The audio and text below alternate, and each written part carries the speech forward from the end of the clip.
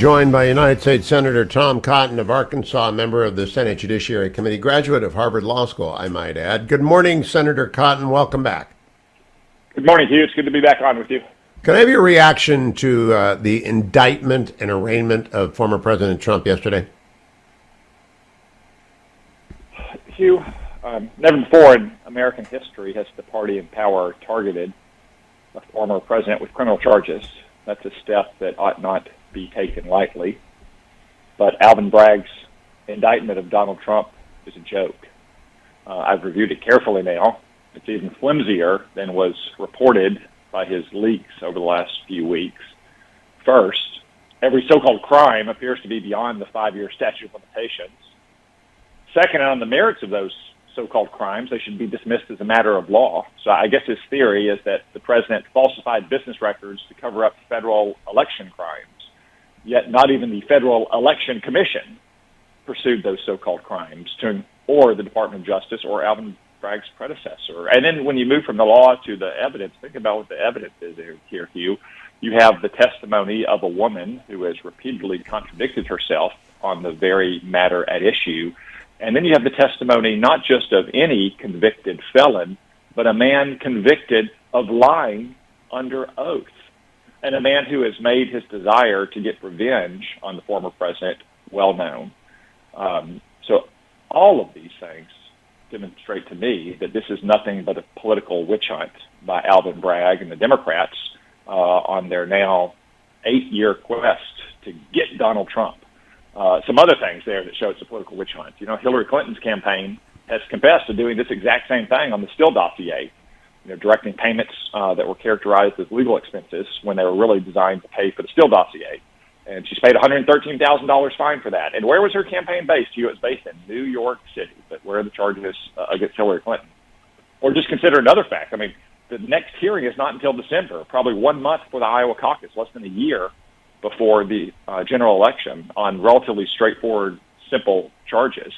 All of this suggests to me that the Democrats just want to drag this out. So it's the central issue in our primary nominating campaign, and then the general election, should Donald Trump be our nominee. So it's a very, very disappointing day. It's a very dangerous day because once a bell like this has been rung, it's hard to unring it.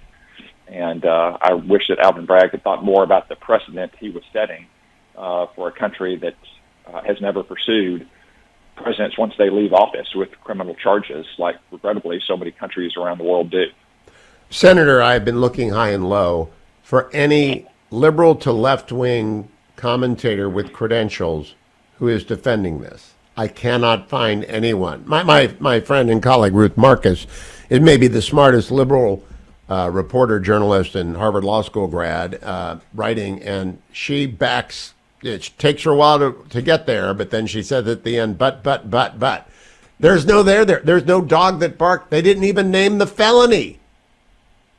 Yeah, I mean, Hugh, it's remarkable the silence you have from the left. Some honest liberals are even saying this is incredibly weak, and they're regretting that Alvin Bragg moved forward because they're hoping that some of these other investigations into Trump prove more fruitful. And they're afraid, I guess, that this is going to interfere with those or color the public's perception of those investigations. But I have not seen a single liberal commentator, or for that matter, any of my Democratic colleagues who want to come within a 10-foot pole of this flimsy indictment. And as you say, Alvin Bragg didn't even name the underlying crime in the indictment. And at his press conference yesterday, he was asked why he didn't. And he says, because the law doesn't require it. So think you're Donald Trump now and his lawyers. It's like being back in the Star Chamber. It's like the show trials of Stalin. They don't even know what they're charged with.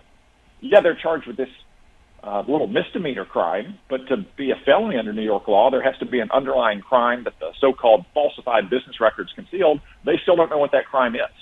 Can we pause on that for a moment, Senator? That's so deeply unfair.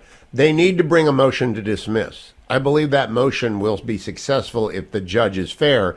But to bring a motion to dismiss, you need to know what you're charged with, right? I mean, there just isn't. It's such a Grand Canyon-sized hole in the indictment that I can't get past that. If he can't articulate the felony, it's a fraud. Hugh, it would seem to me there's two different grounds on to dismiss. First, the indictment is legally invalid. It doesn't assert the actual offenses with which he is charged. What is the underlying offense here? But second, Suppose that it is some kind of federal election crime, even though the Federal Election Commission wouldn't pursue it. Think about the theory of that case, Hugh.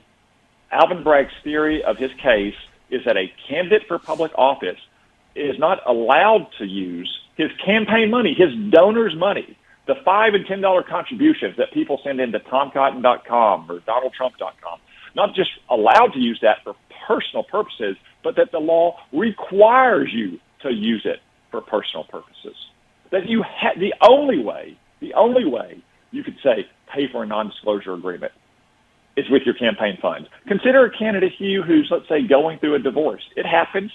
Life continues even when you're a candidate for office. Is Alvin Bragg's theory of the case that you have to use campaign funds to pay for your divorce lawyer because your divorce might be embarrassing and harmful to your campaign?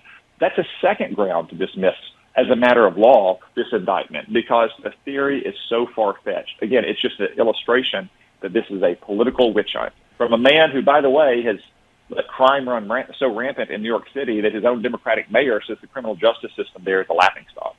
Well, Alvin Bragg needed a headline. He needed to fulfill a campaign promise, and so he perverted American justice. But Justice Jackson warned in his famous remarks on the federal prosecutor, never prosecute a person, prosecute a crime.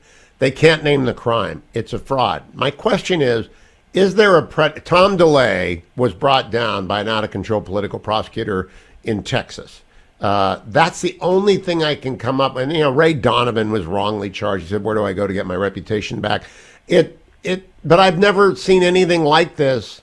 When they aimed at Agnew, they got Agnew because Agnew was guilty of accepting a bribe, and they had the evidence, and he quit.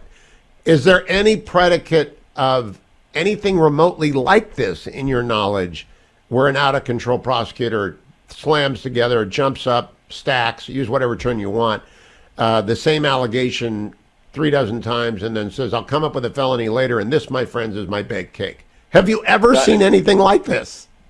Hugh, I can't recall offenses that are so far-fetched, and literally, as we said, it's unprecedented because it's a former president and the current presidential candidate. Tom DeLay was one example.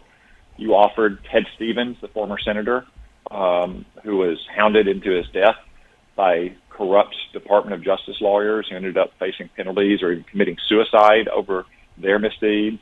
Bob McDonnell, the former governor of Virginia, who was convicted of, I think, bribery charges or corruption charges, only to have it reversed by the Supreme Court 9-0. And Hugh, the only reason that case was 9-0 is because there aren't 11 justices to vote it down. There's a pattern here of the left weaponizing law enforcement, whether it's the Department of Justice or Alvin Bragg or other local prosecutors, against Republicans. Now, your good colleague and chairman of Judiciary, Dick Durbin, he's holding a hearing on this, isn't he? I mean, he wants to defend the rule of law in America and try and stop the politicization of prosecution. Has he already called you and asked you to help set up that hearing? Yeah, I've missed it so far. I suspect, again, that Democrats in the Senate aren't going to want to touch these charges for the 10-foot pole because they know how embarrassing this is to Alvin Bragg and to the Democrats. But for America, it's dangerous. We do not have a tradition or a custom or a practice of weaponizing law enforcement against political opponents. But that's what Alvin Bragg has opened the door to here. The left's view of the law is now violent criminals should go free, political opponents should be jailed. What do you think Xi Jinping thinks about this circus? I think he probably imagines that it's going to divide America further and keep our focus inward while he's focusing on building up his defenses so we can go for the jugular in Taiwan in the near future.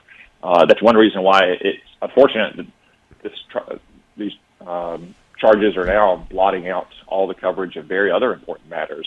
Like, for instance, Tsai Ing-wen's trip through the United States, meeting with senators and congressmen in both parties while the administration pretends this is not happening and conciliates and appeases Xi Jinping, who's threatening those very senators and congressmen. Evan Gershkovich has been taken hostage by Vladimir Putin, a Wall Street Journal reporter. Unfortunately, Americans haven't heard about Evan Gershkovich very much because Alvin Bragg took the coverage away from him. That is, to me, the most immediate deep damage, is that we ought to be unified in our outrage that an American journalist has been seized as a hostage by the thug Putin. And very few people remember. I had to just double check Gershkovich. Last comment to you, Senator. That is another casualty of this fraud. and I'm praying for Evan Gershkovich and his family during this Passover. He should be released immediately. This is another reason why President Biden should stop negotiating for hostages and giving away arms dealers like Victor Boot, as he did with Brittany Griner. It only encourages more hostage taking. Well said. Senator Cotton, a happy Easter to you and your family. Thank you for joining me.